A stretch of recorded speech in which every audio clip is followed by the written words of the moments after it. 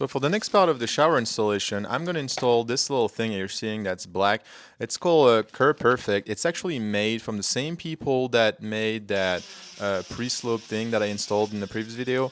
And the goal of this Curb Perfect is that it's going to go over the curb, as the name implies, and it's going to offer a perfect area for me to put, the dry pack on and then eventually tile over that. So you just have to kind of assemble it together. They will give you the screws that are needed to put it together. So in my case, I actually needed two pieces to do my full shower, which is 60 inches long. After that, you really have to be careful which way you install it because there's actually a built-in slope directly on top of it. So you have to make sure you follow the arrow that will show you the direction where the drain is supposed to be. But then after that, you will have to kind of, cut it because it's not going to fit perfectly over the curb. I mean, remember with the pre-slope, the distance on the back side of the curb is actually inconsistent. It actually varies with the slope. So it's going to be up to you to get that measurements. And then I found that the best way was just to use, a grinder with a cutting wheel, and that allowed me to kind of like cut this thing. I mean, it's just plastic, and so then you really get the cut you want. Another thing to do is you probably want to use something to kind of like, make sure that it's not pointy and that it's not going to puncture the liner.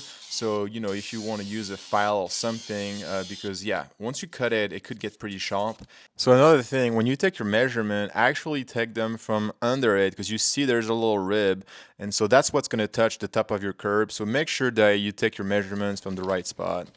You will end up with a bad surprise. Ah, mais pourquoi c'est trop difficile?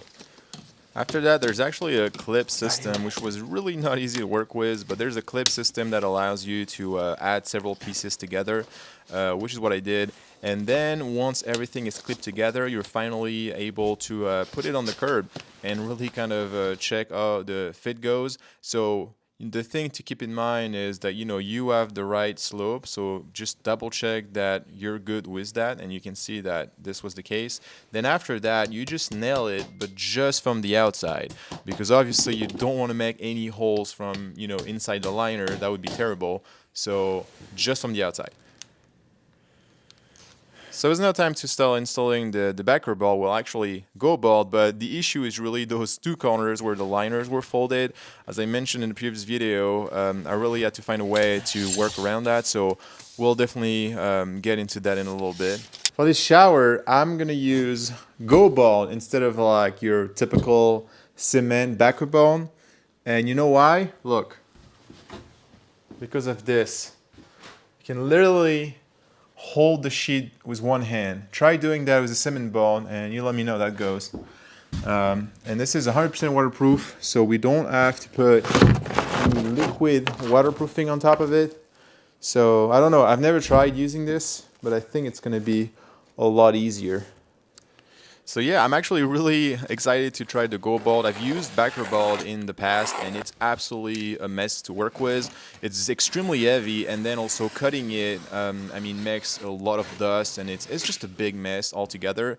I mean, the Go Bald stuff, you can literally just like, score it with a knife and break it. Wow. It's that easy.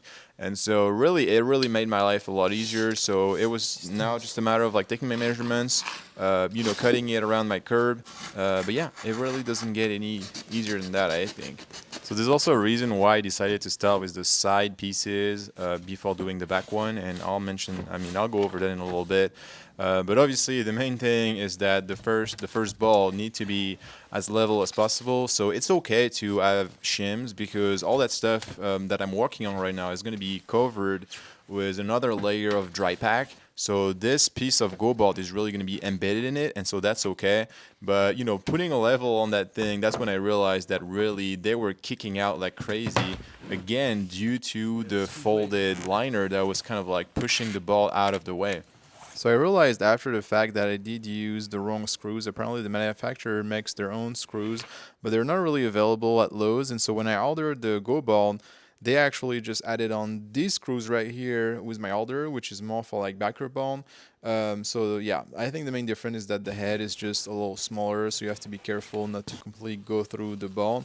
But anyway, I just ended up using them. Hopefully I won't have any problems. So here's the deal. I put my measure tape and here it was. I had 58.5 inches at the top and only 57.5 at the bottom. So I pretty much have half an inch kicking out on each side, which is absolutely a lot. And so I was thinking like, well, how can I try and address that? And the best thing I could come up with was, well, what if I use some sort of like jack to try and push the balls? I mean, not breaking them, but at least push them out of the way as much as I can before I install the one that's going to be on the back wall. Would that work? Can that be a solution? I don't know. So let's see what happens. Let's just put something. So despite my best effort, nothing happened. And so I quickly realized that actually a bottle jack does not work when it's laying down. It only works when it's standing up.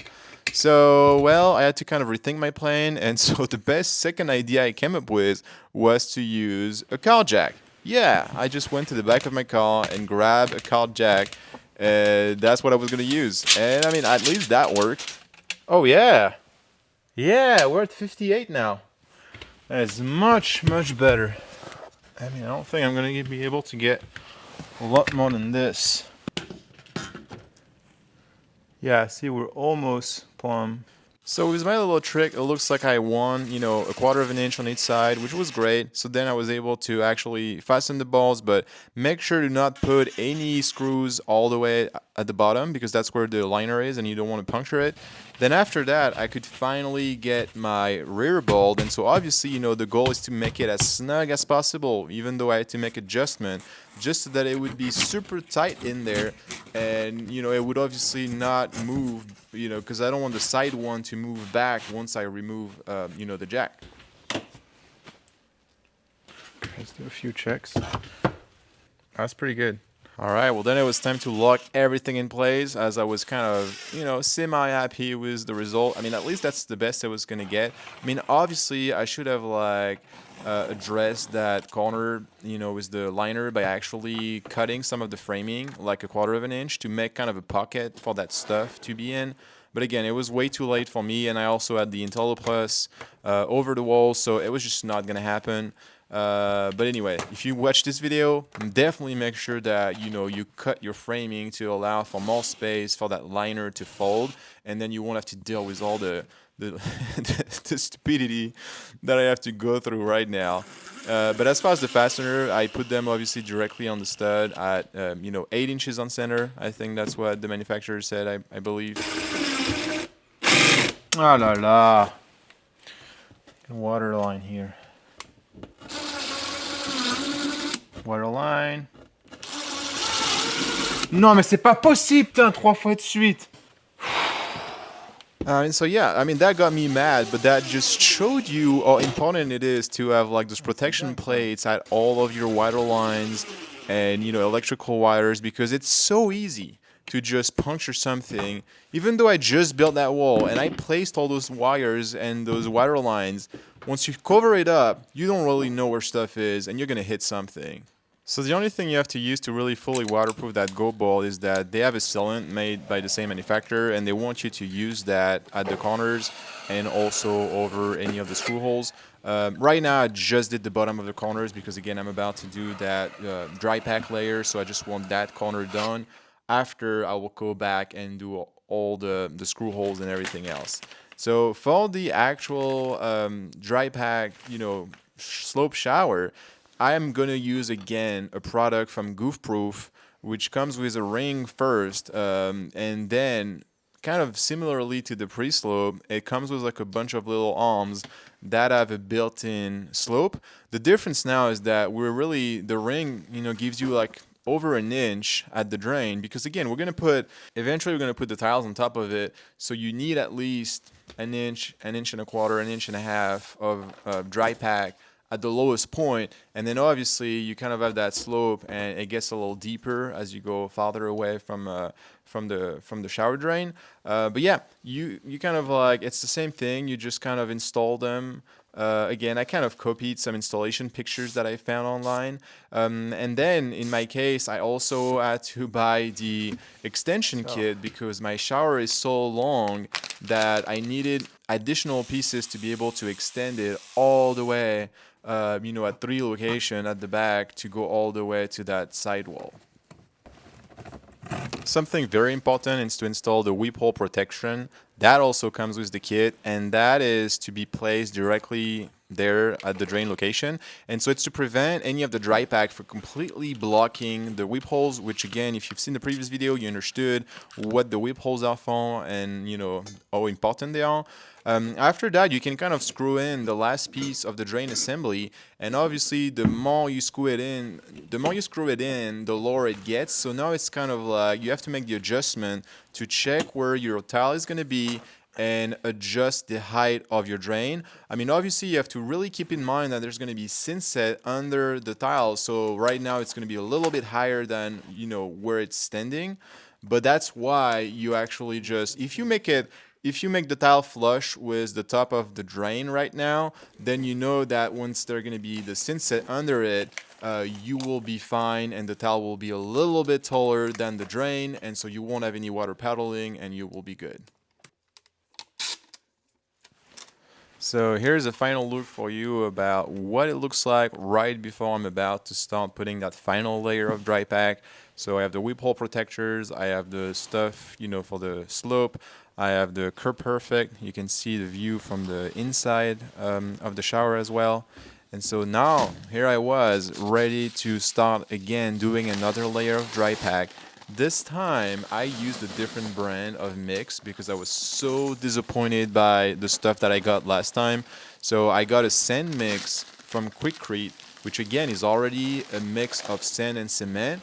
But this time, actually based on the forum, I mean, again, I don't know if they're expert, but they were mentioning that typically when you buy the sand mix from the store, there's too much cement, not enough sand. So they pretty much want you to add more sand. So I use the calculator that I'm just showing you right here, and that tells you, based on the size of your shower, how much sand you need to add to the actual sand mix you got from the store.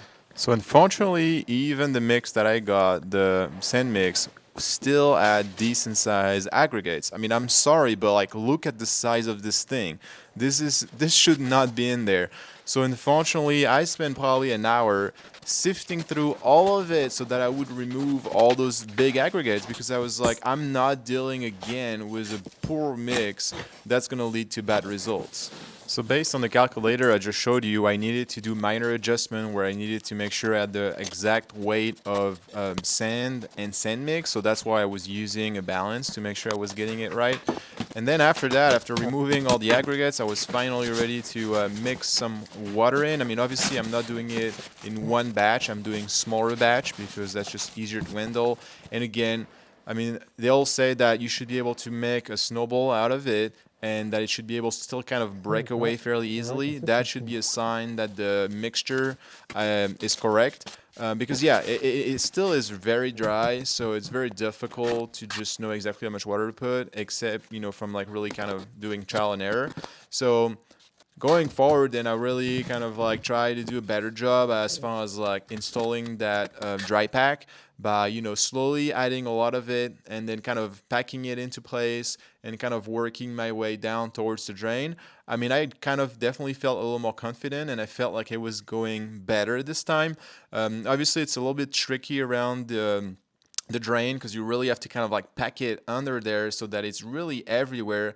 But also keep in mind that you don't go to the height of the drain. You can see that I'm still to the bottom of the drain because remember, I'm going to have the tile over that and the synthate. So, it needs to look the way it was looking on what I just showed you. And then the last step is to completely cover the curb as well with dry pack. And that will be a good substrate for installing tile after. So here was the final result after a few days. I mean, again, not perfect, but I think that it was going to be good enough to start tiling over it. So in the next video, we're actually going to talk more about water. I mean, you probably saw me run in a previous episode the water line from the cabin to my house, so that's great. I have it sticking on both ends, but now how do I actually connect the water from my house to the cabin and also install the water heater and everything else that will be needed in this cabin? So click on the link there and that will take you to that episode. And thank you so much for watching, and I'll see you in that next episode.